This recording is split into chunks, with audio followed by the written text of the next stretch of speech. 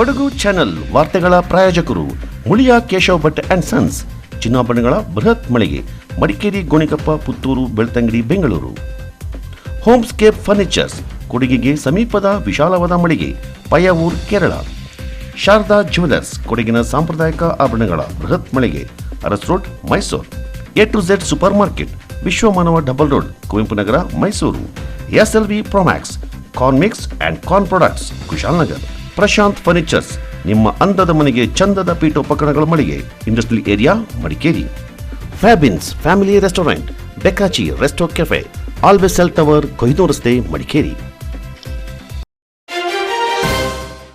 ರಾಷ್ಟ್ರೀಯ ಹೆದ್ದಾರಿ 275ರ ಇಬ್ಬಾನಿ ರೆಸಾರ್ಟ್ ಬಳಿಯಿಂದ ಸಂಪಾಜವರೆಗಿನ 21 ಕಡೆಗಳಲ್ಲಿ ಸುಮಾರು 94 ಕೋಟಿ ರೂಪಾಯಿ ವೆಚ್ಚದ ರಕ್ಷಣಾ ತಡೆಗೋಡೆ ನಿರ್ಮಾಣ ಕಾಮಗಾರಿಗೆ ಲೋಕಸಭಾ ಸದಸ್ಯರಾದ ಯದುವೀರ್ ಕೃಷ್ಣದತ್ತ ಚಾಮರಾಜ ಒಡೆಯರ್ ಅವರು ಬುಧವಾರ ಭೂಮಿ ಪೂಜೆ ನೆರವೇರಿಸಿದರು.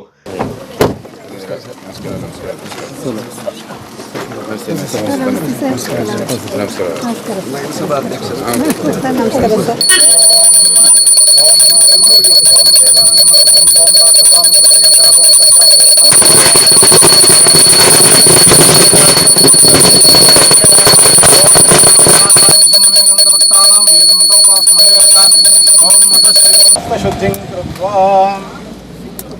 ಓಂ ಶ್ರೀ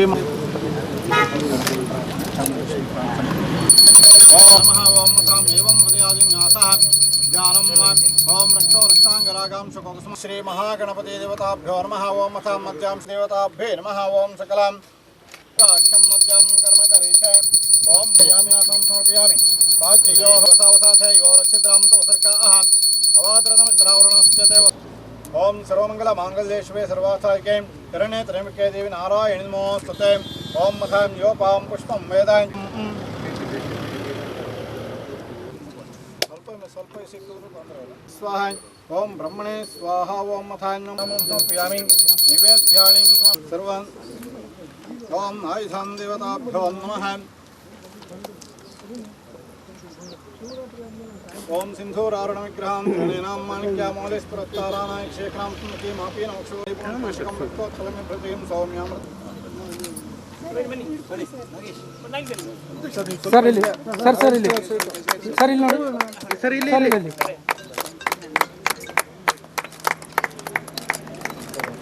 ಮಡಿಕೇರಿ ತಾಲೂಕಿನ ಮದೆನಾಡು ಬಳಿಯ ಕರ್ತೋಜಿ ಬಳಿ ರಕ್ಷಣಾ ತಡೆಗೋಡೆ ನಿರ್ಮಾಣದ ಕಾಮಗಾರಿಗೆ ಭೂಮಿ ಪೂಜೆ ನೆರವೇರಿಸಿ ಮಾತನಾಡಿದ ಸಂಸದರು, ಸ್ಥಳೀಯರ ಬೇಡಿಕೆಯಂತೆ 21 ಕಡೆಗಳಲ್ಲಿ ರಕ್ಷಣಾ ತಡೆಗೋಡೆ ಕಾಮಗಾರಿ ಕೈಗೊಳ್ಳಲಾಗ್ತಾ ಇದ್ದು, ರಕ್ಷಣಾ ತಡೆಗೋಡೆ ಕಾಮಗಾರಿಯು 18 ತಿಂಗಳಲ್ಲಿ ಪೂರ್ಣಗೊಳ್ಳಲಿದೆ ಎಂದರು.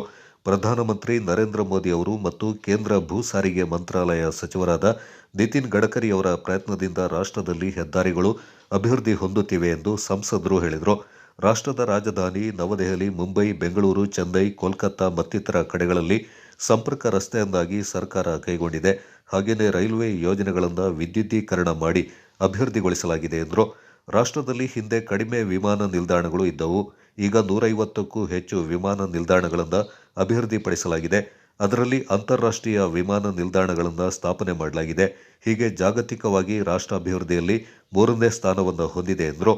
ಮಂಗಳೂರು ಮಡಿಕೇರಿ ಸಂಪರ್ಕ ಮಾಡುವಂಥದ್ದು ಹೆದ್ದಾರಿ ಇದೆ. ಅದಕ್ಕೆ ಸಂಬಂಧಪಟ್ಟಿರುವಂಥದ್ದು ಸುಮಾರು 18 ಕಡೆ ತಡೆಗೋಡೆ ವ್ಯವಸ್ಥೆಯನ್ನು ಇವತ್ತು ನಿರ್ಮಾಣ ಮಾಡೋದಕ್ಕೆ ಸುಮಾರು 94 ಕೋಟಿ, ಹೆಚ್ಚು ಕಡಿಮೆ 94 ಕೋಟಿಯ ಒಂದು ವೆಚ್ಚದ ಪ್ರಾಜೆಕ್ಟನ್ನು ಇವತ್ತು ಗುದ್ಲಿ ಪೂಜೆ ಮಾಡಾಗಿದೆ. ಎಲ್ಲರಿಗೂ ಶುಭವಾಗಲಿ ಅಂತ ನಾವು ಪ್ರಾರ್ಥನೆ ಮಾಡಿದ್ದೀವಿ. ಕೆಲಸ ಶೀಘ್ರದಲ್ಲಿ ಗುಣಮಟ್ಟದ ಒಂದು ವ್ಯವಸ್ಥೆಯಾಗಿ ಇವತ್ತು ನಿರ್ಮಾಣ ಆಗಲಿ ಅಂತ ನಾವು ಪ್ರಾರ್ಥನೆ ಮಾಡಿದ್ದೀವಿ. ಅದಕ್ಕೆ ತಕ್ಕ ಇವತ್ತು ನಮ್ಮೆಲ್ಲ ಇಂಜಿನಿಯರ್ಗಳು ಜೊತೆಗೆ ಇಂಪ್ಲಿಮೆಂಟಿಂಗ್ ಏನು ಏಜೆನ್ಸಿ ಇದೆ ಮತ್ತು ನಮ್ಮ ಸ್ಥಳೀಯ ಏನು ಸಂಘಟನೆ ಇದೆ ಎಲ್ಲರೂ ಕೂಡ ಕೈ ಜೋಡಿಸ್ಕೊಂಡು ಕೆಲಸ ಮಾಡ್ತಾ ಇದ್ದಾರೆ. ಮಾಧ್ಯಮದ ಮಿತ್ರರು ಕೂಡ ಇದಕ್ಕೆ ಕೈ ಜೋಡಿಸಿ ಅಂತ ನಾನು ವಿನಂತಿ ಮಾಡ್ತೀನಿ. ಸರ್ ನಮಸ್ತೆ.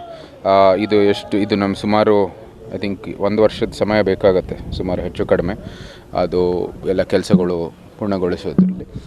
ಶೀಘ್ರದಲ್ಲೂ ಮಾಡಬೇಕು, ಆದರೆ ಗುಣಮಟ್ಟನೂ ಕೂಡ ನಮಗೆ ಅವಶ್ಯಕವಾದದ್ದು. ಯಾಕೆಂದರೆ ತಡೆಗೋಡೆದ ವ್ಯವಸ್ಥೆ ರಕ್ಷಣೆ ಮಾಡೋದ್ರಲ್ಲಿ, ಸೊ ಆ ಒಂದು ನಿಟ್ಟಿನಲ್ಲಿ ಅದಕ್ಕೆ ಆದ್ಯತೆ ಕೊಡಬೇಕು ಅಂತ ನಾವು ಸೂಚನೆಯನ್ನು ಕೊಟ್ಟಿದ್ದೀರಿ. ಅದಕ್ಕೆ ತಕ್ಕ ಅವರು ಕೂಡ ಒಂದು ಕೆಲಸವನ್ನು ಮಾಡ್ತಾರೆ. ಸರ್, ಕರ್ತೋಜಿ ಈ ಭಾಗ ಇದೆಯಲ್ಲ ಸರ್, ಇಲ್ಲಿ ಮಣ್ಣು ಬರುವಂಥದ್ದು ಬಹಳ ವಿಚಿತ್ರವಾಗಿ ವರ್ತನೆ ಆಗುತ್ತೆ. ಪ್ರತಿ ಬಾರಿ ಮಳೆಗಾಲ ಬಂದಾಗ ಇಲ್ಲಿ ತಡೆಗೋಡೆ ಕಟ್ಟಲಿಕ್ಕೆ ಏನೋ ವಿಶೇಷ ತಂತ್ರಜ್ಞಾನ ಅಥವಾ ಏನೋ ವಿಶೇಷ ಅಧ್ಯಯನ ಯಾವ ಥರ ಆಗಿದೆ ಸರ್? ಇಲ್ಲ, ಎಲ್ಲ ಪ್ರಾಜೆಕ್ಟ್ಗೂ ಕೂಡ ಮಾಡುವಾಗ ಅದ್ರದ್ದು ಆದಂಥ DPR ಪ್ರಿಪೇರ್ ಆಗುತ್ತೆ. DPR ಪ್ರಿಪೇರ್ ಮಾಡೋ ಸಮಯದಲ್ಲಿ ತಜ್ಞರೆಲ್ಲನೂ ಕೂಡ ಅವ್ರ ಸಲಹೆ ತೊಗೊಂಡೇ ಮಾಡೋದು. ಸೊ ಎಲ್ಲೆಲ್ಲಿ ಸಮಸ್ಯೆಗಳಿದ್ದಾವೆ ಅದಕ್ಕೆ ಸೂಕ್ತವಾದಂಥ ಇವತ್ತು ವ್ಯವಸ್ಥೆ ಮಾಡಿಕೊಡ್ತಾರೆ. ಬೇರೆ ಬೆಟ್ಟಕ್ಕೂ ಈ ಬೆಟ್ಟಕ್ಕೂ ಅಜಗಜಾಂತರ ವ್ಯತ್ಯಾಸ ಜಾಸ್ತಿ ಆಗುತ್ತೆ ಸರ್. ನೀವು ತಡೆಗೋಡೆ ನಿರ್ಮಾಣದಿಂದ ಬರ್ತಾನೆ ಇದೆ. ಇಲ್ಲ, ಆ ವ್ಯವಸ್ಥೆ ಅವರು ಇದಕ್ಕೆ ಸೂಕ್ತವಾದಂಥ ಏನು ಇದು ಮೂಲಸೌಕರ್ಯ ಬೇಕಾಗಿದೆ ಅದು ಮಾಡ್ಕೋತಾರೆ. ಏನಾದರೂ ವ್ಯತ್ಯಾಸ ಇದ್ದರೆ ನಮಗೆ ಅದನ್ನು ಕೂಡ ಬದಲಾವಣೆ ಮಾಡೋದಕ್ಕೆ ಸಂಪೂರ್ಣವಾದಂಥ ಅವಕಾಶ ಇದೆ. ಸೊ ಅದು ನೋಡ್ಕೊಂಡು ಮಾಡ್ತಾರೆ. ಇದು ನಿಮ್ದೇನಾದರೂ ಸಲಹೆ ಇದ್ದರೆ ದಯವಿಟ್ಟು ಕೊಡಿ, ಅದನ್ನು ಕೂಡ ನಾವು ಸೇರಿಸ್ಕೋಬೋದು. ಮಾಜಿ ಸಚಿವರಾದ MP ಅಪ್ಪಚ್ಚು ರಂಜನ್ ಅವರು ಮಾತನಾಡಿ, ಸಂಸದರು ಕರಿಮೆಣಸಿಗೆ ಸೆಸ್ ಜಾರಿಗೊಳಿಸುವುದನ್ನು ತಡೆದಿದ್ದಾರೆ ಎಂದು ಶ್ಲಾಘಿಸಿದರು. ವಿಧಾನ ಪರಿಷತ್ನ ಮಾಜಿ ಸದಸ್ಯರಾದ ಸುನಿಲ್ ಸುಬ್ರಹ್ಮಣಿ, ಪ್ರಮುಖರಾದ ನಾಗೇಶ್ ಕುಂದಲ್ಪಾಡಿ, ರವಿ ಕುಶಾಲಪ್ಪ, ನಗರಸಭಾ ಅಧ್ಯಕ್ಷರಾದ P ಕಲಾವತಿ, ಉಪಾಧ್ಯಕ್ಷರಾದ ಮಹೇಶ್ ಜೈನಿ, ಪ್ರಮುಖರಾದ ಉಮೇಶ್ ಸುಬ್ರಹ್ಮಣಿ, ಕಾಂಗೀರ ಸತೀಶ್, PM ರವಿ, ಗೌತಮ್, ಸಜಿಲ್ ಕೃಷ್ಣ, ಪುಷ್ಪ, ಧನಂಜಯ ಅಗೋಳಿ ಕಜೆ, ಬೆಳ್ಳಿಯನ ಚಂದ್ರಪ್ರಕಾಶ್, ರಾಷ್ಟ್ರೀಯ ಹೆದ್ದಾರಿ ಉಪವಿಭಾಗದ ಸಹಾಯಕ ಕಾರ್ಯಪಾಲಕ ಇಂಜಿನಿಯರ್ GH ಗಿರೀಶ್, ಸಹಾಯಕ ಇಂಜಿನಿಯರ್ ಹನುಮಂತ ಮತ್ತಿತರರು ಪಾಲ್ಗೊಂಡಿದ್ದರು. ನಗರದ ಅಭಿವೃದ್ಧಿಯ ನಿರ್ಲಕ್ಷ್ಯ ಮತ್ತು ರಸ್ತೆಗಳ ಅವ್ಯವಸ್ಥೆಯನ್ನು ಖಂಡಿಸಿ social democratic party of India ಪಕ್ಷ ನಗರಸಭೆ ವಿರುದ್ಧ ಪ್ರತಿಭಟನೆ ನಡೆಸಿತು. SDPI ಜಿಲ್ಲಾಧ್ಯಕ್ಷ ಅಮೀನ್ ಮೊಹಿಸಿನ್ ಅವರ ನೇತೃತ್ವದಲ್ಲಿ ಬುಧವಾರ ನಗರಸಭಾ ಕಚೇರಿ ಎದುರು ಘೋಷಣೆಗಳನ್ನು ಕೂಗಿದ ಪ್ರತಿಭಟನಾಕಾರರು ಗುಂಡಿ ಮುಚ್ಚಿ ರಸ್ತೆಗೆ ಮುಕ್ತಿ ಕೊಡಿ ಎಂದು ಒತ್ತಾಯಿಸಿದರು. ನಗರಸಭೆಯ ಆಡಳಿತ ವೈಖರಿಯಿಂದ ತೀವ್ರವಾಗಿ ಖಂಡಿಸಿದ SDPI ಸದಸ್ಯರು ನಗರಸಭೆ ಕೊಠಡಿಗಳನ್ನು ತಾತ್ಕಾಲಿಕವಾಗಿ ಸ್ಥಗಿತಗೊಳಿಸಲಾಗಿದೆ ಎಂದು ಬರೆದಿರುವ ನಾಮಫಲಕವನ್ನು ನಗರಸಭೆಯ ಅಧ್ಯಕ್ಷರು ಹಾಗೂ ಅಧಿಕಾರಿಗಳ ಕಚೇರಿಗೆ ಅಂಟಿಸುವ ಪ್ರಯತ್ನ ಮಾಡಿದರು. ಆದರೆ ಪೊಲೀಸರು ಮಧ್ಯಪ್ರವೇಶ ಮಾಡಿ ಈ ಪ್ರಯತ್ನವನ್ನು ತಡೆದರು.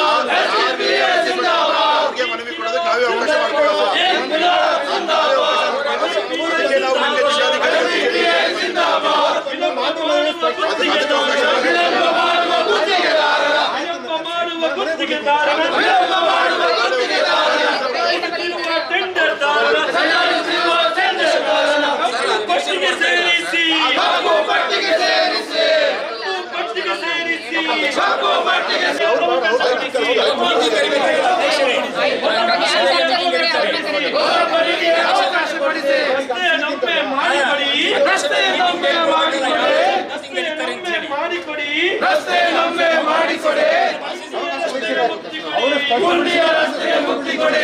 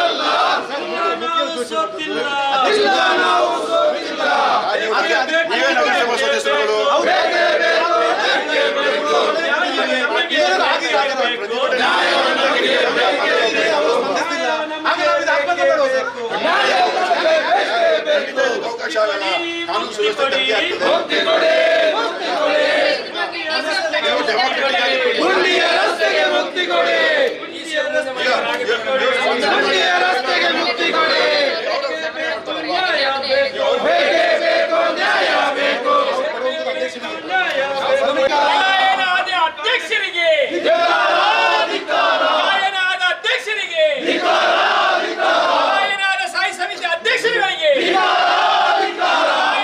ಉಪಾಧ್ಯಕ್ಷರಿಗೆ ಆಡಳಿತಕ್ಕೆ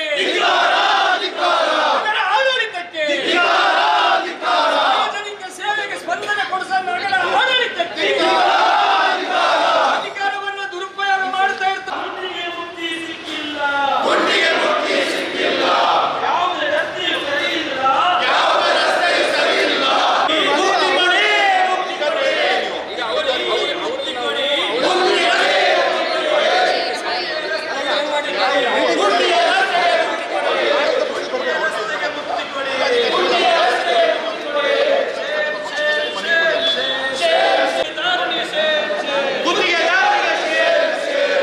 ಜಿಲ್ಲಾಧ್ಯಕ್ಷ ಅಮೀನ್ ಮೊಯ್ಸಿನ್ ಮಾತನಾಡಿ, ಪ್ರತಿನಿತ್ಯ ಪ್ರವಾಸಿ ಕೇಂದ್ರವಾದ ಮಡಿಕೇರಿಗೆ ಆಗಮಿಸುವ ಸಹಸ್ರಾರು ಪ್ರವಾಸಿಗರಿಂದ ಗುಂಡಿ ಬಿದ್ದು ಹದಗೆಟ್ಟ ರಸ್ತೆಗಳು ಅಶುಚಿತ್ವ ಸ್ವಾಗತಿಸ್ತಾ ಇದೆ. ನಗರದ ಯಾವುದೇ ರಸ್ತೆಗಳು ಯೋಗ್ಯವಾಗಿಲ್ಲ. ಜನರ ಸಂಕಷ್ಟಗಳಿಗೆ ನಗರಸಭೆಯಿಂದ ಯಾವುದೇ ಸ್ಪಂದನೆ ದೊರೆತಾ ಇಲ್ಲವೆಂದು ಟೀಕಿಸಿದರು. ಕೇಬಲ್ ಮತ್ತು ಅಮೃತ್ ಯೋಜನೆಯ ಪೈಪ್ಗಳ ಅಳವಡಿಕೆಗಾಗಿ ರಸ್ತೆಗಳನ್ನು ಎಲ್ಲೆಂದರಲ್ಲಿ ಅಗೆಯಲಾಗಿದೆ. ಕಾಮಗಾರಿ ಪೂರ್ಣಗೊಂಡರೂ ರಸ್ತೆಗಳನ್ನು ಸರಿಪಡಿಸದೆ ಹಾಗೇನೆ ಬಿಡಲಾಗಿದೆ. ಸಂಬಂಧಪಟ್ಟ ಗುತ್ತಿಗೆದಾರರಿಂದ ದುರಸ್ತಿ ಕಾರ್ಯ ಮಾಡಿಸಲು ಸಾಧ್ಯವಾಗದ ದುಸ್ಥಿತಿ ನಗರಸಭೆಗೆ ಎದುರಾಗಿದೆ ಎಂದು ಅಸಮಾಧಾನ ವ್ಯಕ್ತಪಡಿಸಿದರು. ನಗರಸಭಾ ಕಚೇರಿ ಬಳಿಯ ಹಳೆಯ ಕಾವೇರಿ ಕಲಾಕ್ಷೇತ್ರದ ಸ್ಥಳದಲ್ಲಿ 9.5 ಕೋಟಿ ರೂಪಾಯಿ ವೆಚ್ಚದಲ್ಲಿ ವಾಹನ ನಿಲುಗಡೆ ವ್ಯವಸ್ಥೆ ಸೇರಿದಂತೆ ಸುಸಜ್ಜಿತ ಕಲಾಕ್ಷೇತ್ರ ನಿರ್ಮಾಣದ ಯೋಜನೆಯನ್ನು ರೂಪಿಸಿ 4 ವರ್ಷಗಳೇ ಕಳೆದಿದ್ರೂ ಇಲ್ಲಿಯವರೆಗೆ ಕಾಮಗಾರಿ ಆರಂಭಗೊಂಡಿಲ್ಲ. ನಗರೋತ್ಥಾನದ 4ನೇ ಹಂತದ ಕಾಮಗಾರಿಗಳು ಇಂದಿಗೂ ಸಮರ್ಪಕವಾಗಿ ನಡೀತಾ ಇಲ್ಲ. ಮಳೆಗಾಲ ಆರಂಭಕ್ಕೆ 2 ತಿಂಗಳಷ್ಟೇ ಬಾಕಿ ಇದೆ. ಈ ಹಂತದಲ್ಲೂ ಅಭಿವೃದ್ಧಿ ಕಾರ್ಯಗಳು ಸಮರ್ಪಕವಾಗಿ ನಡೀತಾ ಇಲ್ಲ. ನಗರಸಭಾ ಅಧ್ಯಕ್ಷರಾಗಿ ಕಲಾವತಿಯವರು ಅಧಿಕಾರ ಸ್ವೀಕರಿಸಿದ ನಂತರ 9 ಸಭೆಗಳು ನಡೆಯಬೇಕಿತ್ತು. ಆದರೆ ಇಲ್ಲಿಯವರೆಗೆ ನಡೆದಿರುವುದು ಕೇವಲ 4 ಸಭೆಗಳು. 4 ಸ್ಥಾಯಿ ಸಮಿತಿ ರಚನೆಯಾಗಿ 2 ತಿಂಗಳು ಕಳೆದಿದ್ದು 15 ದಿನಗಳಿಗೊಮ್ಮೆ ಸ್ಥಾಯಿ ಸಮಿತಿ ಸಭೆಯನ್ನು ನಡೆಸಬೇಕಾಗಿತ್ತು. ಇಲ್ಲಿಯವರೆಗೆ ಸಭೆ ಮತ್ತು ಅಭಿವೃದ್ಧಿ ಕಾರ್ಯಗಳ ಬಗ್ಗೆ ಚರ್ಚೆಗಳೇ ನಡೆದಿಲ್ಲವೆಂದು ಗಮನ ಸೆಳೆದರು.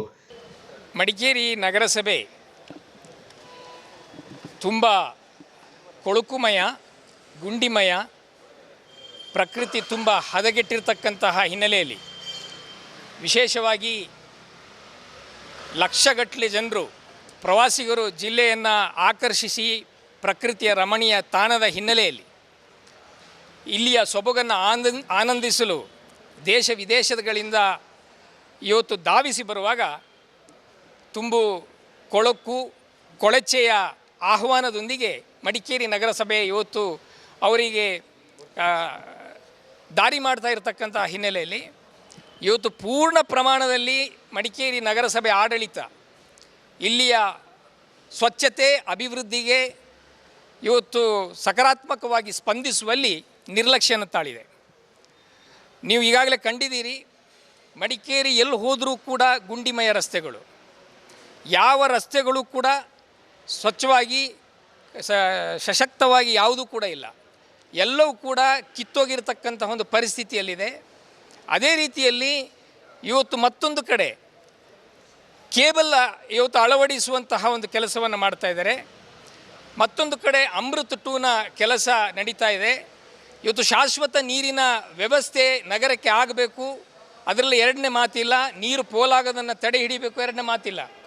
ಆದರೆ ಇವತ್ತು ಆ ಗುತ್ತಿಗೆದಾರನು ಮಾಡ್ತಾ ಇರತಕ್ಕಂಥ ಅವ್ಯವಸ್ಥೆಯ ಕಾಮಗಾರಿಯನ್ನು ಇವತ್ತು ಸರಿಪಡಿಸುವಲ್ಲಿ ನಗರಸಭೆ ನಿರ್ಲಕ್ಷ್ಯ ಯಾಕೆ ಮಾಡ್ತಾ ಇದೆ? ಅದೇ ರೀತಿಯಲ್ಲಿ ಈಗಾಗಲೇ ನಗರೋತ್ಥಾನದ 4ನೇ ಹಂತದ ಇವತ್ತು ಕಾಮಗಾರಿಗಳು ಹಣ ಸರ್ಕಾರದಿಂದ ಬಿಡುಗಡೆ ಆಗಿ ಈಗಾಗಲೇ 4 ವರ್ಷ ಆಗಿದೆ.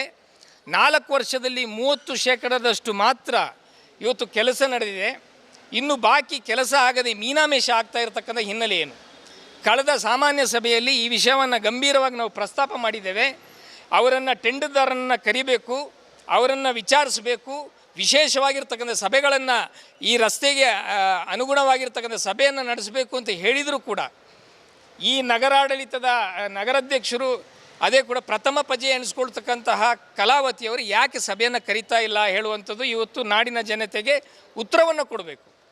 ಅದೇ ರೀತಿಯಲ್ಲಿ ಸುಸಜ್ಜಿತವಾಗಿರ್ತಕ್ಕಂಥ ಕಲಾಕ್ಷೇತ್ರಕ್ಕೆ 9.5 ಕೋಟಿ ಕ್ರಿಯಾ ಯೋಜನೆಯನ್ನು ಮಾಡಿ ಇಲ್ಲಿ 2 ಅಂತಸ್ತಿನ ಪಾರ್ಕಿಂಗ್ ವ್ಯವಸ್ಥೆ, ಅದೇ ರೀತಿಯಲ್ಲಿ ಇವತ್ತು ಸಭಾಂಗಣವನ್ನು ಅದರ ಬ್ಲೂ ಪ್ರಿಂಟನ್ನು ಮಾಡಿ ಫೈನಾನ್ಷಿಯಲ್ ಬಿಡ್ಡು, ಟೆಕ್ನಿಕಲ್ ಬಿಡ್ಡು ಎಲ್ಲವೂ ಕೂಡ ಅಪ್ರೂವ್ ಮಾಡಿ ಕೊಟ್ಟಾದ ಮೇಲೂ ಕೂಡ ಈ 4 ವರ್ಷದಿಂದ ಈ ಕಾಮಗಾರಿ ಆಗದೆ ಯಾಕೆ ಮೀನಾಮೇಷ ಆಗ್ತಾ ಇದೆ? ಯಾವ ನಿರ್ಲಕ್ಷ್ಯ, ಯಾವ ನಿರ್ಲಜ್ಜತನ, ಇಲ್ಲಿ ಪ್ರತಿಷ್ಠೆ ಏನು? ಇಲ್ಲಿ ಅಧ್ಯಕ್ಷರಿಗೂ MLA ನಡುವೆ ಇರ್ತಕ್ಕಂಥ ಪ್ರತಿಷ್ಠೆ ಏನು? ಈ ಪ್ರತಿಷ್ಠೆ, ಒಣ ಪ್ರತಿಷ್ಠೆ ಇವತ್ತು ನಗರ ಇವತ್ತು ಈ ರೀತಿಯ ಭಾವನೆಯನ್ನು, ಈ ರೀತಿಯ ಸಮಸ್ಯೆಯನ್ನು ಎದುರಿಸುವಂಥ ಕೆಲಸ ನಡೀತಾ ಇರತಕ್ಕಂಥದ್ದು ನಾವೆಲ್ಲ ನೋಡಬೇಕಾಗಿದೆ. ಈ ನಗರದ ಅಧ್ಯಕ್ಷರು ಈ ವಿಚಾರದಲ್ಲಿ ಭಾಳ ಸೀರಿಯಸ್ ಆಗಿ, ನೀವು ಈಗಾಗಲೇ ನೋಡಿ ಆ ದೇಚೂರು ಪ್ರದೇಶದ ರಸ್ತೆ, ಅದೇ ರೀತಿಯಲ್ಲಿ ಕನ್ನಂಡಬಾಣೆ ರಸ್ತೆ, ಸಂಪಿಗೆಗಟ್ಟೆ ರಸ್ತೆ, ಇವತ್ತು ಹಿಲ್ ರಸ್ತೆ, ಈ ರಸ್ತೆ ಎಲ್ಲ ಇವತ್ತು ರಾಜ್ಯ ಬೀದಿಗಳಿದೆ ಅಲ್ವ ತಾನೇ, ಇಲ್ಲಿ ಜನರು ಸಂಚರಿಸುವಂಥ ಮುಖ್ಯ ಬೀದಿಗಳು. ಈ ರಸ್ತೆಯನ್ನು ಇವತ್ತು ಸರಿಪಡಿಸಲಿಕ್ಕೆ ಇವರಿಗೆ ಯಾಕೆ ಆಗ್ತಾ ಇಲ್ಲ? ಟೆಂಡರ್ದಾರ 4ನೇ ಹಂತದ ಟೆಂಡರ್ದಾರ ಹಿಲ್ ರಸ್ತೆಯನ್ನು ಅವನು ಮಾಡಿ ಕೇವಲ 2 ತಿಂಗಳಿನಲ್ಲಿ ಅದು ಡಾಮರೀಕರಣ ಕಿತ್ತು ಹೋಗಿ ಇವತ್ತು ಓಡಾಡದ ದುಸ್ಥಿತಿಯ ಪರಿಸ್ಥಿತಿಯಲ್ಲಿದೆ. ಇನ್ನು 1 ವರ್ಷ ಕಳೆದ್ರೆ ಆ ಟೆಂಡರ್ದಾರನ ಗುತ್ತಿಗೆ ಅವಧಿ, ಮೇಂಟೆನೆನ್ಸ್ ಪೀರಿಯಡ್ ಕೂಡ ಕಳೆದು ಹೋಗ್ತದೆ. ಇನ್ನು ಉಳಿದಿರ್ತಕ್ಕಂಥ ಹಣದ ಕಾಮಗಾರಿಯನ್ನು ಮಾಡದೇ ಇದ್ದರಲ್ಲಿ ಕಳೆದ ಅವಧಿಗೆ ಅನಿತಾ ಪೂಯೇನ ಅವಧಿಯಲ್ಲಿ ಏನು 5 ಕೋಟಿ 3ನೇ ಹಂತದ ಅನುದಾನ ಸರ್ಕಾರಕ್ಕೆ ಹಿಂದಿರುಗಿ ಹೋಗಿತ್ತು, ಅದೇ ಪರಿಸ್ಥಿತಿ ಇವತ್ತು 15 ಕೋಟಿ ಅನುದಾನ ಸರ್ಕಾರಕ್ಕೆ ಹಿಂದಿರುಗಿ ಹೋಗುವಂಥ ಕೆಲಸ ನಡೆಯುತ್ತೆ. ಎಚ್ಚೆತ್ತುಕೊಳ್ಬೇಕು. ಇನ್ನು 2 ತಿಂಗಳಲ್ಲಿ ಮಳೆಗಾಲ ಪ್ರಾರಂಭ ಆಗುತ್ತೆ. ಪ್ರಾರಂಭ ಆದರೆ 6 ತಿಂಗಳು ಮಳೆಗಾಲದ ಭವನದಿಂದ ಯಾವ ಕಾಮಗಾರಿಗಳನ್ನು ಕೂಡ ಮಾಡಲಿಕ್ಕಾಗೋದಿಲ್ಲ. ಈ ಸಂದರ್ಭ ಸ್ಥಳಕ್ಕೆ ಆಗಮಿಸಿದ ನಗರಸಭಾಧ್ಯಕ್ಷೆ ಪಿ ಕಲಾವತಿ ಹಾಗೂ ಮಹೇಶ್ ಜೈನಿ ಅವರೊಂದಿಗೆ ಮಾತನಾಡಿದ ಅಮೀನ್ ಬೈಸಿನ್, ಮುಂದಿನ 10 ದಿನಗಳ ಒಳಗಾಗಿ ರಸ್ತೆಗಳ ಅಭಿವೃದ್ಧಿ, ಕಲಾಕ್ಷೇತ್ರದ ನಿರ್ಮಾಣ ಸೇರಿದಂತೆ ವಿವಿಧ ಕಾಮಗಾರಿಗಳ ಕುರಿತು ಚರ್ಚೆ ನಡೆಸಲು ಸಭೆಯನ್ನು ಕರೆಯುವಂತೆ ಒತ್ತಾಯಿಸಿದರು. ನಗರ ವ್ಯಾಪ್ತಿಯಲ್ಲಿ ನಿವೇಶನಗಳಿಗಾಗಿ ಕಳೆದ 15 ವರ್ಷಗಳಿಂದ ಅರ್ಜಿ ಸಲ್ಲಿಸಿರುವ ಬಡವರ ಸಂಖ್ಯೆ 4,500ದಷ್ಟಿದೆ. ಇವರಿಗೆ ನಿವೇಶನ ಒದಗಿಸುವ ಕುರಿತು ವಿಶೇಷ ಸಭೆಯಲ್ಲಿ ಚರ್ಚಿಸಬೇಕೆಂದರು. ಮಡಿಕೇರಿಯ ಬಹುತೇಕ ರಸ್ತೆಗಳು ಓಡಾಡದ ಪರಿಸ್ಥಿತಿ, ಸಭೆಗಳನ್ನು ಮಾಡದೆ ಕಟ್ಟಿಕೊಳ್ಳಿ. ನಿಮಗೆ ಗೊತ್ತಿರುವ ಹಾಗೆ 40 ಲಕ್ಷ ವಿಶೇಷ ಅನುದಾನ ಸರ್ಕಾರದಿಂದ ಬಿಡುಗಡೆ ಆಗಿದೆ. ಒಣ ಪ್ರತಿಷ್ಠೆಯಿಂದ ದಸರಾದ ಸಮಯದಲ್ಲಿ ಅದನ್ನು ತಡೆ ಹಿಡಿದು ಇವತ್ತು ಆ ಪ್ಯಾಚ್ ವರ್ಕ್ ನಡೆಯದೆ ಇವತ್ತು ಕೂಡ ಹಣ ಇವತ್ತು ನೀರಿನ ಪೈಪನ್ನು ಅಳವಡಿಸ್ತಾ ಇದ್ದಾರೆ. ನೀರಿನ ಪೈಪನ್ನು ಅಳವಡಿಸುವಂತಹ ವಿಷಯದಲ್ಲಿ ನಗರಸಭೆ ಎಲ್ಲ ಸಹಮತದಿಂದ ನಮಗೆ ಸಹಕಾರ. ಯಾಕೆಂದರೆ ಶಾಶ್ವತ ನೀರಿನ ಪರಿಹಾರ ಆಗಬೇಕು, ಅದೇ ರೀತಿಯಲ್ಲಿ ನೀರು ಪೋಲಾಗೋದನ್ನು ತಡೆ ಹಿಡಬೇಕು ಅನ್ನೋ ವಿಷಯ. ಆ ಕಾರಣದಿಂದ ಆದ ನಂತರ ಇವತ್ತು ಎಲ್ಲ ರಸ್ತೆ ಇಕ್ಕಲಿನಲ್ಲಿ ಅವರ ಗುಂಡಿ ಹೊಡೆದು ಅದನ್ನು ಪುನಃ ಮರುಸ್ಥಾಪನೆ ಮಾಡುವಂತಹ ಡಾಮರೀಕರಣ ಮಾಡ್ತಾ ಇಲ್ಲ. ಇವತ್ತು ಕಾಂಕ್ರೀಟ್ ಎಲ್ಲೆಲ್ಲ ಆಗಿದ್ದಾರೆ, ಕಾಂಕ್ರೀಟನ್ನು ಮಾಡ್ತಾ ಇಲ್ಲ, ಇಂಟರ್ಲಾಕನ್ನು ಕಿತ್ಕೊಂಡಿದ್ದಾರೆ, ಆ ಇಂಟರ್ಲಾಕನ್ನು ರೀಸೆಟ್ಲ್ ಮಾಡ್ತಾ ಇಲ್ಲ. ಈ ಕಾರಣದಿಂದ ಎಲ್ಲ ಕಡೆ ಒಂದು ಸಭೆಯನ್ನು ಕರಿಬೇಕು. ಈಗಾಗಲೇ 10 ತಿಂಗಳು ನಿಮ್ಮ ಆಡಳಿತ ಅವಧಿಯಾಗಿದೆ, ಕೇವಲ 4 ಸಭೆಯನ್ನು ಕರೆದಿದ್ದರೆ, ಒಂದು ಅದನ್ನು ಸಾಯಿಸಲಿಕ್ಕೆ ಚುನಾವಣೆ. ಈ ಮೀಟಿಂಗನ್ನು ಮಾಡದೆ ಈ ರೀತಿಯ ನಿರ್ಲಜ್ಜ ತೋರುವಂತಹ ಉದ್ದೇಶ ಇದೆ. ಸಾರ್ವಜನಿಕರಿಗೆ ನೀವು ನಿಮ್ಮನ್ನು ಯಾರು ತಡೆ ಹಿಡಿತಾ ಇದ್ದಾರೆ, ನಿಮ್ಮ ಕಾನೂನು ಪರಿಮಿತಿಗೆ ಯಾರು ಅಡ್ಡ ಬರ್ತಾ ಇದ್ದಾರೆ, ಈ ವಿಷಯವನ್ನು ನೀವು ಕೂಲಂಕುಷವಾಗಿ. ಅದೇ ರೀತಿಯಲ್ಲಿ ಕಾವೇರಿ ಕಲಾಕ್ಷೇತ್ರದ ಈಗಾಗಲೇ ಆ ಕೆಲಸವನ್ನು ಇಲ್ಲಿಯ ಟೂರಿಸಂ ಇವತ್ತು ಅತ್ಯಂತ ಹೆಚ್ಚು ಇಲ್ಲಿ ಬರ್ತಾ ಇರ್ತಕ್ಕಂಥ ಹಿನ್ನೆಲೆಯಲ್ಲಿ 2 ಫ್ಲೋರ್ ಸೆಲ್ಲರ್ನ 2 ಫ್ಲೋರ್ ನಾವು ಪಾರ್ಕಿಂಗ್ ವ್ಯವಸ್ಥೆ ಒಂದು ಕೊಟ್ಟರೆ ಮುಕ್ತಾಯ ಆಗ್ತದೆ. ಅವನು ಇನ್ನೂ 4-5 ಕಡೆಗಳಲ್ಲಿ ಡಾಮರ್ ಕೆಲಸ ಆಗಲಿಲ್ಲ, 40% ಮಾತ್ರ ಇವತ್ತು ನಗರೋತ್ಥಾನದ ಕೆಲಸ ಮಾಡಿದ್ದಾನೆ, ಇನ್ನದು ಬಾಕಿ ಉಳಿದಿದೆ. ಈ ರೀತಿ ಅವನು ಬಂದು ಒಂದು 4 ಜನರನ್ನ ಅಲ್ಲಲ್ಲಿ ಗುತ್ತಿಗೆದಾರನ ಬಿಟ್ಟು ಅವರ ಕೆಲಸದ ಆಳುಗಳನ್ನು ಬಿಟ್ಟು ಕೆಲಸ ಮಾಡ್ತಾರೆ. ಈ ರೀತಿಯಾಗಿ ಇನ್ನಿರೋದು ನಮಗೆ ಕೇವಲ 6 ತಿಂಗಳು. ಪ್ರತಿಭಟನೆಯಲ್ಲಿ ನಗರಸಭೆಯ ಎಸ್ಟಿಪಿ ಸದಸ್ಯರಾದ ಎಂಕೆ ಮನ್ಸೂರ್ ಅಲಿ, ನೀಮಾ ಅರ್ಷದ್, ಬಶೀರ್ ಅಹಮದ್, ಮೇರಿ ವೇಗಸ್, ಮಾಜಿ ಜಿಲ್ಲಾಧ್ಯಕ್ಷ ಅಬ್ದುಲ್ ಅಡ್ಕಾರ್, ನಗರಾಧ್ಯಕ್ಷ ಮೊಹಮ್ಮದ್ ಅಲಿ, ಸದಸ್ಯ ಜಲೀಲ್, ಪಕ್ಷದ ಪ್ರಮುಖರಾದ MA Abdul Razak, Michael Vegas ಸೇರಿದಂತೆ ಕಾರ್ಯಕರ್ತರು ಪಾಲ್ಗೊಂಡಿದ್ದರು. ಬೇಸಿಗೆ ತಾಪಮಾನ ಅಧಿಕವಾಗ್ತಾ ಇರುವಾಗಲೇ ನಾಪಕ್ಲು ಪಟ್ಟಣ ಸೇರಿದಂತೆ ಸುತ್ತಮುತ್ತಲಿನ ಹಲವು ಗ್ರಾಮಗಳಲ್ಲಿ ಬುಧವಾರ ಗುಡುಗು ಸಹಿತ ಅರ್ಧ ಇಂಚಿಗೂ ಅಧಿಕ ಮಳೆಯಾಗಿದೆ. ಬಿಸಿಲಿನ ಬೇಗೆಯಿಂದ ಬಸವಳಿದಿದ್ದ ನಾಪಕ್ಲು ಜನತೆಗೆ ಬುಧವಾರ ಸುರಿದ ಮಳೆ ತಂಪೆರೆದಿದ್ದು ಜನರಲ್ಲಿ ಹರ್ಷ ಮೂಡಿಸಿದೆ.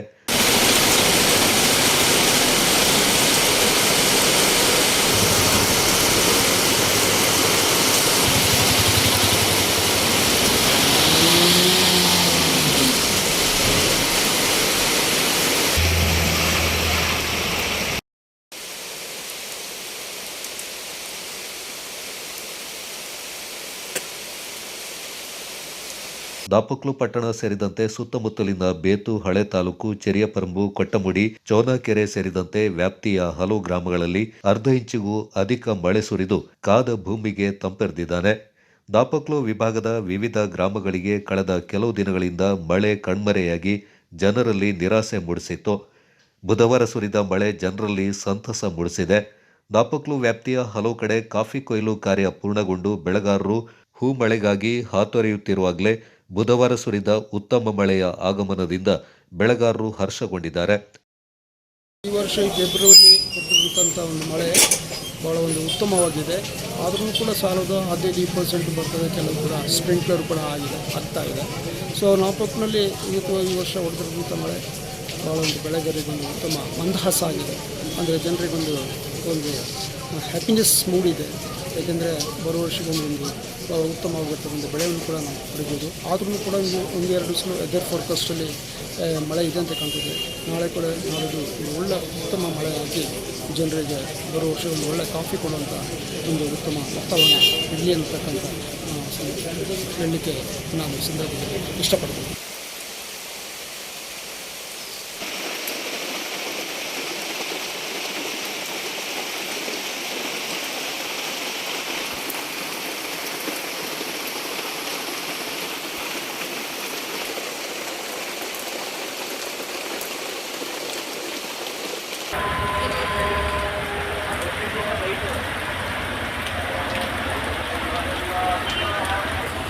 ನಾಪಕ್ಲು ಪಟ್ಟಣ ಸೇರಿದಂತೆ ಸುತ್ತಮುತ್ತಲಿನ ಗ್ರಾಮಗಳಿಗೆ ಬುಧವಾರ ಸುರಿದ ಮಳೆಯಿಂದಾಗಿ ಜನರಲ್ಲಿ ಮುಂದೆ ಉತ್ತಮ ಮಳೆಯಾಗುವ ನಿರೀಕ್ಷೆ ಮೂಡಿಸಿದೆ.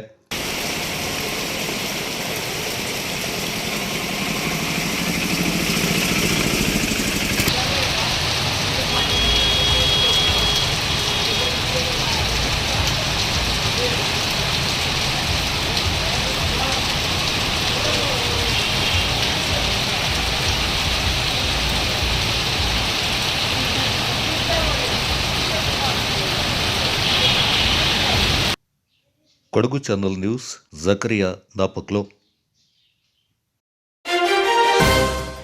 ಸೋಮವಾರಪೇಟೆ ಸಮೀಪದ ಗೆಜ್ಜೆಹಣಕೋಡು ಗ್ರಾಮದಲ್ಲಿ ಸೋಮವಾರ ಸಂಜೆ 7:30 ಗಂಟೆಗೆ ಉದಯ್ ಎಂಬುವರ ಮನೆಯ ಮುಂಭಾಗ ಚಿರತೆ ಕಾಣಿಸಿಕೊಂಡಿದೆ. ಮನೆಯಲ್ಲಿದ್ದ ಉದಯ್ ಅವರ ಪತ್ನಿ ವಿದ್ಯಾ ಕಂಡ ಕೂಡಲೇ ಭಯಭೀತರಾಗಿ ಬೊಬ್ಬೆ ಹೊಡೆದ ತಕ್ಷಣ ಅವರ ಚೀರಾಟದ ಶಬ್ದಕ್ಕೆ ಅಲ್ಲಿಂದ ಚಿರತೆ ಕಾಲ್ಕಿತ್ತಿದೆ. ಸದ್ಯ ಮನೆಯ ಪಕ್ಕದಲ್ಲಿ ದನ, ಕರು, ನಾಯಿಗಳು ಇದ್ದು ಯಾವುದೇ ಹಾನಿ ಮಾಡಿಲ್ಲ. ವಿಷಯ ತಿಳಿದ ಕೂಡಲೇ ಆರ್ಎಫ್ಒ ಶೈಲೇಂದ್ರ ಹಾಗೂ ಡಿಆರ್ಎಫ್ಒ ಪ್ರಶಾಂತ್ ಅವರು ಸ್ಥಳಕ್ಕೆ ಭೇಟಿ ನೀಡಿ ಪರಿಶೀಲಿಸಿ ಚಿರತೆ ಸೆರೆ ಹಿಡಿಯಲು ಗೆಜ್ಜೆಹಣಕೋಡು ತೋಟವೊಂದರಲ್ಲಿ ಮತ್ತು ಕರೆಕೊಪ್ಪ ಸಮೀಪದ ತೋಟದಲ್ಲಿ ಬೋನ್ ಇರಿಸಲಾಗಿದೆ. ಇಂದು ಚಿರತೆಯ ಚಲನವಲನ ಸಿಸಿ ಕ್ಯಾಮೆರಾದಲ್ಲಿ ಸೆರೆಯಾಗಿದ್ದು ಅರಣ್ಯ ಇಲಾಖೆ ಚಿರತೆ ಸೆರೆ ಹಿಡಿಯಲು ಮುಂದಾಗಿದೆ. ಭಾರತ ಸ್ಕೌಟ್ಸ್ ಮತ್ತು ಗೈಡ್ಸ್ ಜಿಲ್ಲಾ ಸಂಸ್ಥೆಯ ವತಿಯಿಂದ ಶಾಸಕರ ಅನುದಾನದಲ್ಲಿ ನವೀಕರಣಗೊಂಡ ಸಭಾಂಗಣವನ್ನು ಮಡಿಕೇರಿ ಶಾಸಕ ಡಾಕ್ಟರ್ ಮಂತರಗೌಡ ಅವರು ಉದ್ಘಾಟಿಸಿದರು. ಇದೇ ಸಂದರ್ಭ ಪೊನ್ನಮ್ಮ ಕುಶಾಲಪ್ಪ ಸ್ಕೌಟ್ಸ್ ಗೈಡ್ಸ್ ಭವನದಲ್ಲಿ ನಡೆದ ಸಂಸ್ಥಾಪಕರ ದಿನಾಚರಣೆ, ವಿಶ್ವ ಚಿಂತನ, ವಿಶ್ವ ಭ್ರಾತೃತ್ವ ದಿನಾಚರಣೆ ಹಾಗೂ ಜಿಲ್ಲಾ ಪ್ರಶಸ್ತಿ ಪ್ರದಾನ ಸಮಾರಂಭ ಉದ್ಘಾಟಿಸಿ ಮಾತನಾಡಿದ ಶಾಸಕರು ಸಂಸ್ಥೆ ಅಭಿವೃದ್ಧಿಗೆ ಅಗತ್ಯ ಅನುದಾನ ಒದಗಿಸುವುದಾಗಿ ಭರವಸೆ ನೀಡಿದರು. ಜಿಲ್ಲಾ ಉಪವಿಭಾಗಾಧಿಕಾರಿ ನಿತಿನ್ ಚೆಕ್ಕಿ ಅವರು ಜಿಲ್ಲಾ ಪ್ರಶಸ್ತಿ ಪತ್ರ ವಿತರಿಸಿ ಮಾತನಾಡಿ, ತನಗೆ ಭಾರತ ಸ್ಕೌಟ್ಸ್ ಮತ್ತು ಗೈಡ್ಸ್ ಮೇಲೆ ತುಂಬಾ ಅಭಿಮಾನವಿದೆ. ಜಿಲ್ಲಾ ಪುರಸ್ಕಾರ ಪ್ರಶಸ್ತಿ ಪತ್ರವನ್ನು ಪಡಿತಾ ಇರುವ ತಾವು ರಾಜ್ಯ ಮತ್ತು ರಾಷ್ಟ್ರ ಮಟ್ಟದಲ್ಲಿ ಪ್ರಶಸ್ತಿ ಪಡೆಯುವಂತಾಗಲಿ ಅಂತ ಶುಭ ಹಾರೈಸಿದರು. ಶಿಕ್ಷಣ ಸಂಯೋಜಕ ಕೃಷ್ಣಪ್ಪ ಅವರು ಮಾತನಾಡಿ, ಭಾರತ ಸ್ಕೌಟ್ಸ್ ಮತ್ತು ಗೈಡ್ಸ್ ಸಂಸ್ಥೆ ವಿದ್ಯಾರ್ಥಿಗಳಲ್ಲಿ ಪ್ರಾಮಾಣಿಕತೆಯನ್ನು ಬೆಳೆಸುತ್ತೆ. ವಿದ್ಯಾರ್ಥಿಗಳು ಒಳ್ಳೆಯ ಗುಣನಡತೆಯನ್ನು ಬೆಳೆಸಿಕೊಂಡು ಉತ್ತಮ ನಾಗರಿಕರಾಗಿ ಬೆಳೆಯಲು ಈ ಸಂಸ್ಥೆ ದಾರಿದೀಪವಾಗಿದೆ ಎಂದರು. ಸಂಸ್ಥೆಯ ಪ್ರಧಾನ ಆಯುಕ್ತ ಕೆಟಿ ಬೇಬಿ ಮ್ಯಾಥ್ಯೂ ಅವರು ಸಂಸ್ಥೆ ಅಭಿವೃದ್ಧಿ ಕಾರ್ಯಗಳಿಗೆ 5 ಲಕ್ಷ ರೂಪಾಯಿ ಒದಗಿಸುವಂತೆ ಶಾಸಕರಲ್ಲಿ ಮನವಿ ಮಾಡಿದರು. ಜಿಲ್ಲಾ ಸ್ಕೌಟ್ಸ್ ಆಯುಕ್ತ ಜಿಮ್ಮಿ ಸೀಕ್ವೇರ್ ಅವರು ಪ್ರಾಸ್ತಾವಿಕವಾಗಿ ಮಾತನಾಡಿ ಸಂಸ್ಥೆ ನಡೆದು ಬಂದ ಹಾದಿಯೊಂದನ್ನು ವಿವರಿಸಿದರು. ಶಾಸಕ ಡಾಕ್ಟರ್ ಮಂತ್ರಗೌಡ ಅವರನ್ನ ಕೆಟಿ ಬೇಬಿ ಮ್ಯಾಥ್ಯೂ ಅವರು ಸನ್ಮಾನಿಸಿ ಗೌರವಿಸಿದರು. ಸುಮಾರು 28 ವರ್ಷಗಳ ಕಾಲ ಗೈಡ್ಸ್ ವಿಭಾಗದಲ್ಲಿ ಸೇವೆ ಸಲ್ಲಿಸಿದ ಅಮ್ಮತ್ತಿಯ ಗುಡ್ ಶಫರ್ಡ್ ಶಾಲೆಯ ನಿವೃತ್ತ ಶಿಕ್ಷಕಿ ಮೇರಿ ಅವರನ್ನ ಇದೇ ಸಂದರ್ಭ ಸನ್ಮಾನ ಮಾಡಲಾಯಿತು. ಗುತ್ತಿಗೆದಾರರಿಗೆ ಪೂರ್ಣಗೊಳಿಸಿದ ಕಾಮಗಾರಿಗಳಿಗೆ ನೀಡಲು ಬಾಕಿ ಇರುವ ಹಣವನ್ನು ಸರ್ಕಾರ ತಕ್ಷಣ ಬಿಡುಗಡೆ ಮಾಡಬೇಕೆಂದು ಒತ್ತಾಯಿಸಿ ಮಾರ್ಚ್ 6ರಂದು ರಾಜ್ಯವ್ಯಾಪಿ ಕಾಮಗಾರಿ ಸ್ಥಗಿತಗೊಳಿಸಿ ಬೆಂಗಳೂರಿನ ಫ್ರೀಡಂ ಪಾರ್ಕ್ನಲ್ಲಿ ಬೃಹತ್ ಪ್ರತಿಭಟನೆ ನಡೆಸಲಾಗುತ್ತೆ ಅಂತ ಕೊಡಗು ಜಿಲ್ಲಾ ಲೋಕೋಪಯೋಗಿ ಗುತ್ತಿಗೆದಾರರ ಸಂಘ ತಿಳಿಸಿದೆ. ನಗರದಲ್ಲಿ ಸುದ್ದಿಗೋಷ್ಠಿಯಲ್ಲಿ ಮಾತನಾಡಿದ ಗುತ್ತಿಗೆದಾರರ ಸಂಘದ ಜಿಲ್ಲಾಧ್ಯಕ್ಷ ಕಿಮ್ಮಡಿರ ರವಿ ಚೆಂಗಪ್ಪ, ರಾಜ್ಯ ಸರ್ಕಾರ ಗುತ್ತಿಗೆದಾರರಿಗೆ ಸುಮಾರು 37,000 ಕೋಟಿ ರೂಪಾಯಿಗಳನ್ನು ನೀಡಲು ಬಾಕಿ ಇದೆ. ಕೊಡಗು ಜಿಲ್ಲೆಯ ಗುತ್ತಿಗೆದಾರರಿಗೆ 195.26 ಕೋಟಿ ರೂಪಾಯಿ ನೀಡಬೇಕಾಗಿದೆ. ಕಳೆದ 3 ವರ್ಷಗಳಿಂದ ಹಣ ನೀಡದೆ ಬಾಕಿ ಉಳಿಸಿಕೊಂಡಿದ್ದು ಗುತ್ತಿಗೆದಾರರು ಸಂಕಷ್ಟಕ್ಕೆ ಸಿಲುಕಿದ್ದಾರೆ. ಆದ್ದರಿಂದ ಪ್ರತಿಭಟನೆಯ ನಿರ್ಧಾರ ಕೈಗೊಂಡಿದ್ದು ಕೊಡಗು ಜಿಲ್ಲೆ ಸೇರಿದಂತೆ ರಾಜ್ಯದ ಎಲ್ಲ ಜಿಲ್ಲೆಗಳ ಗುತ್ತಿಗೆದಾರರು ಬೆಳಗ್ಗೆ 10 ಗಂಟೆಗೆ ಹೋರಾಟದಲ್ಲಿ ಪಾಲ್ಗೊಳ್ಳಲಿದ್ದಾರೆಂದರು. ರಾಜ್ಯಾಧ್ಯಕ್ಷರು ಲೋಕೋಪಯೋಗಿ ಸಂಘದ ಬಂದಿದ್ದರು. ಅದಕ್ಕೆ ಕಾರಣ ಏನಂದರೆ ನಮ್ಮ ಕರ್ನಾಟಕದಾದ್ಯಂತ ಒಟ್ಟು 37,000 ಕೋಟಿ ಬಿಲ್ಲು ನಮ್ಮ ಗುತ್ತಿಗೆದಾರರಿಗೆ ಬರಲಿಕ್ಕೆ ಪೆಂಡಿಂಗ್ ಇದೆ. ನಂತರ ಕೊಡಗಿನಲ್ಲಿ 100 ಕೋಟಿ ಮೇಲೆ ಪೆಂಡಿಂಗ್ ಇದೆ. ಇದರ ವಿಚಾರವಾಗಿ ನಮ್ಮ ಕಾರ್ಯದರ್ಶಿಯಾದ ಬಾಲಸರು ಕಳೆದ 3 ವರ್ಷಗಳಿಂದ ನಮಗೆ ಹಣಕಾಸಿನ ಒಗ್ಗಟ್ಟು ಆರಂಭವಾಗಿದೆ. 3 ವರ್ಷಗಳಿಂದ ನಮಗೆ ನಮ್ಮ ಏನು ಕೆಲಸಗಳನ್ನ ಮಾಡಿದ್ವಿ ಇದಕ್ಕೆ ಸರಿಯಾದ ಸರ್ಕಾರದಿಂದ ಹಣ ಬರ್ತಾ ಇದೆ. ಇದಕ್ಕೆ ಇವರು ಸರ್ಕಾರ ನಮಗೆ ಕೊಡ್ತಿರೋ ಸಮಜಾಯಿಸಿಕೆ ಏನು ಅಂತ ಹೇಳಿದ್ರೆ, ಹಿಂದಿನ ಸರ್ಕಾರ ಬಜೆಟ್ ಅಲ್ಲಿ ತೋರ್ಪಡಿಸದೆ ಹೆಚ್ಚು ಕಡಿಮೆ 30,000 ಕಾಮಗಾರಿಗಳನ್ನ ನಿರ್ವಹಿಸಿದ್ದಾರೆ. ಅದು ಬಜೆಟ್ ಅಲ್ಲಿ ಆಗಲೇ ಇಲ್ಲ. ಬಜೆಟ್ ಅಲ್ಲಿ ಆಗದೆ ಮಾಡಿರೋದ್ರಿಂದ ನಮಗೆ ಆ ಹಣ ಕೊಡಲಿಕ್ಕೆ ಸಾಧ್ಯವಾಗ್ತಾ ಇಲ್ಲ. ಇದು ಒಂದು ಬಾಲಿಶವಾದ ಒಂದು ಮಾತು ಈ ಸರ್ಕಾರ ಹೇಳ್ತಾ ಇರೋದು. ಯಾಕಂತ ಹೇಳಿದ್ರೆ, ನಾವು ಕಾಮಗಾರಿ ನಿರ್ವಹಿಸುವುದು ಏನು ರಾಜ್ಯಪಾಲ ಆದೇಶದ ಮೇರೆಗೆ ರಾಜ್ಯಪಾಲರ ಜೊತೆ ಅಗ್ರಿಮೆಂಟ್ ಮಾಡ್ಕೊಂಡು ನಾವು ಕೆಲಸ ನಿರ್ವಹಿಸ್ತೀವಿ. ಇಲ್ಲಿ ಸರ್ಕಾರಗಳು ಯಾವುದು ನಮಗೆ ಲೆಕ್ಕಕ್ಕೆ ಬರೋದಿಲ್ಲ. ಕಾಮಗಾರಿ ಟೆಂಡರ್ ಪ್ರಕ್ರಿಯೆ ಆಗಿದ ತಕ್ಷಣ ನಾವು ಕೆಲಸ ಸ್ಟಾರ್ಟ್ ಮಾಡಬೇಕು. ಹಣ ಕೊಡುವ ಪ್ರವೃತ್ತಿ ನಮ್ಮ ರಾಜ್ಯದಲ್ಲಿ ಇಲ್ಲ. ಮುಂಗಡ ಹಣವನ್ನು ಇಟ್ಕೊಂಡು ಕೆಲಸ ಮಾಡ್ತಕ್ಕಂಥ ಪ್ರವೃತ್ತಿ ನಮ್ಮ ರಾಜ್ಯ ಸರ್ಕಾರಗಳಲ್ಲಿ ಇದುವರೆಗೂ ಇಲ್ಲ. ಆ ಸ್ಥಿತಿ ಬಂದಿದ್ರೆ ನಾವು ಆಲೋಚನೆ ಮಾಡಬಹುದಾಗಿತ್ತು, ದುಡ್ಡಿದೆಯಾ ನೋಡ್ಕೊಂಡು. ಇದು ಆ ಪ್ರಕ್ರಿಯೆ ಇಲ್ಲಿ ಇಲ್ಲ. ಆದ್ರಿಂದ ಟೆಂಡರ್ ಪ್ರಕ್ರಿಯೆ ಮುಗಿದ ತಕ್ಷಣ ನಾವು ಕೆಲಸ ಆರಂಭಿಸಿದ್ವಿ, ಕೆಲಸಗಳನ್ನ ಮಾಡಿದ್ವಿ. ಅಲ್ಲಿ 30,000 ಕೋಟಿಯಷ್ಟು ಬಜೆಟ್ ಅಲ್ಲಿ ಹಣ ಇರಲಿಲ್ಲ ಅಂತ ವಿಷಯ ನಮಗೆ ಗೊತ್ತಿಲ್ಲ. ಇದರ ಬಗ್ಗೆ ಕಳೆದ 2.5-3 ವರ್ಷದಿಂದ ಸಂಬಂಧಪಟ್ಟ ಇಲಾಖೆಯಲ್ಲಿರೋ ಮಂತ್ರಿಗಳಿಗೆ ನಾವು ಈ ವಿಷಯದ ಪ್ರಸ್ತಾವನೆ ಮಾಡ್ತಾ ಇದ್ವಿ. ಆವಾಗ ಪ್ರತಿ ಸಲನೂ ಈ ಮಂತ್ರಿಗಳು ಹೇಳ್ತಕ್ಕಂಥ ಮಾತು, ಇದು ಹಳೆ ಸರ್ಕಾರ ಮಾಡಿದ್ದು ಅಂತ.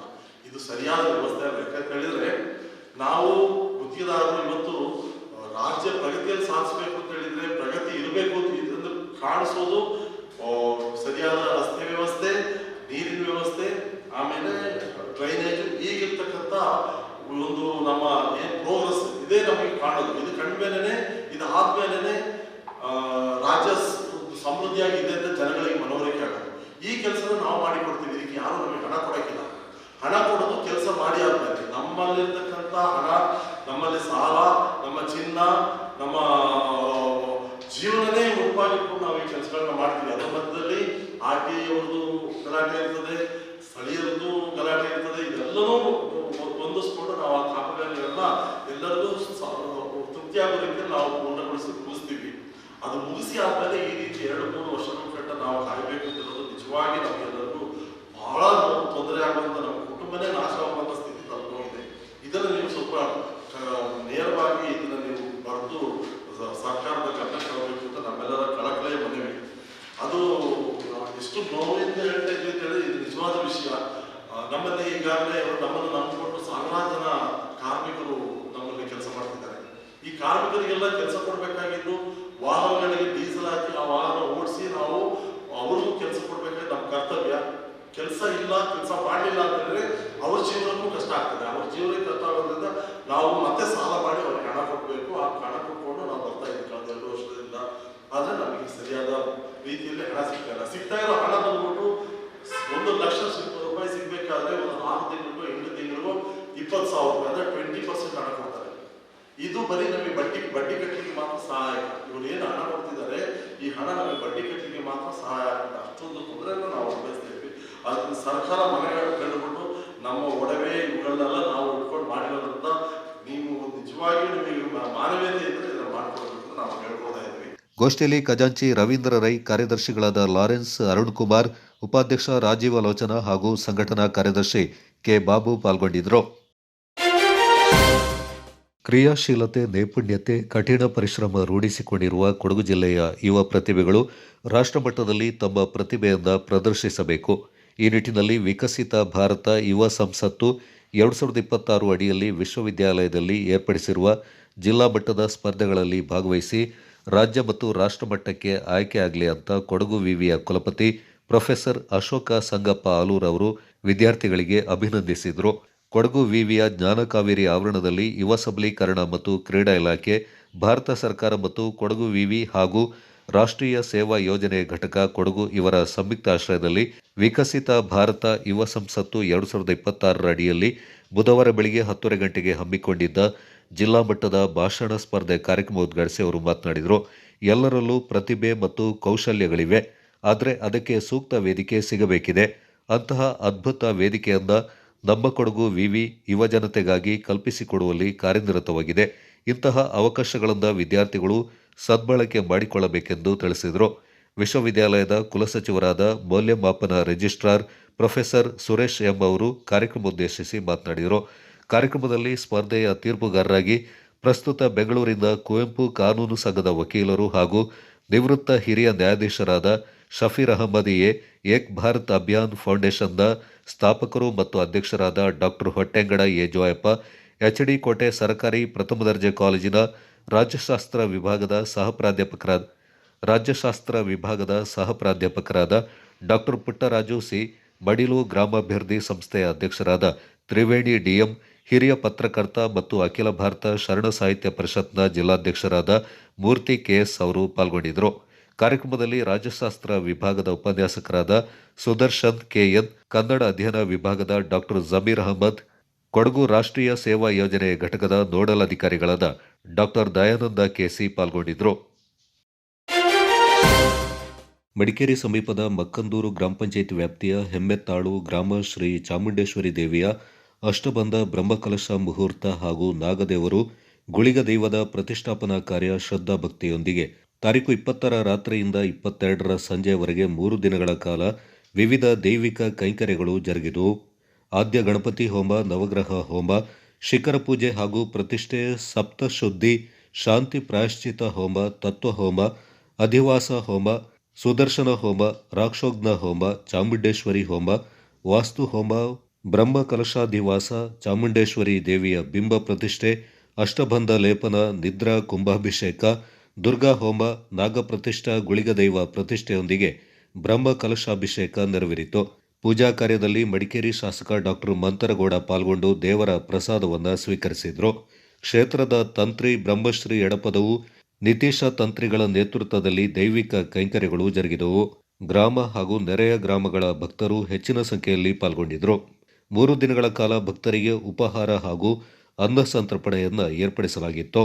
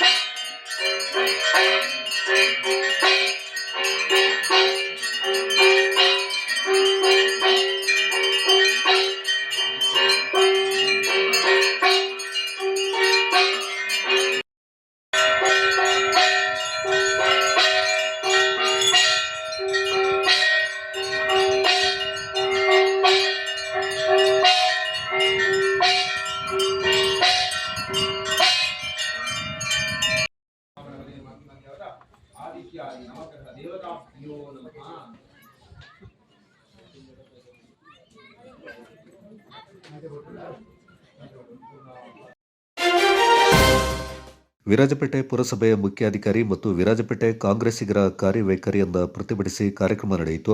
ಕಾನೂನು ರೀತಿಯಲ್ಲಿ ಕೊಡಬೇಕಾದ ಪರಿಹಾರ ಕೊಡೋದಿಲ್ಲ, ನಿಮ್ಮ ಜಾಗಗಳಿಂದ ಬಿಟ್ಟು ಹೋಗಿ ಅಂತ ವಿರಾಜಪೇಟೆಯ ಮುಖ್ಯ ರಸ್ತೆಯ ಎರಡೂ ಬದಿಗಳಲ್ಲಿರುವ ಕಟ್ಟಡ ಮನೆಗಳಿಗೆ ಹೋಗಿ ಕಾಂಗ್ರೆಸ್ಸಿಗರು ಬೆದರಿಕೆ ಹಾಕ್ತಾ ಇದ್ದಾರೆ.